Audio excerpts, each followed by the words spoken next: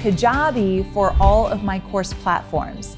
And I tell all my students to use Kajabi as well because it's an all-in-one, so it's incredibly easy for them to use.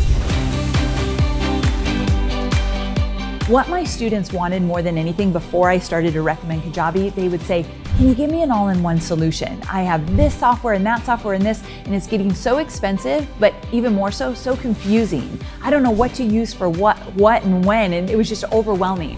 So I said, use Kajabi. It could be your all-in-one solution, including your email service provider. So when you guys added that, that's when my students were like, wait, you really could use this for all-in-one. So I recommend Kajabi to my beginner students as well as my more advanced.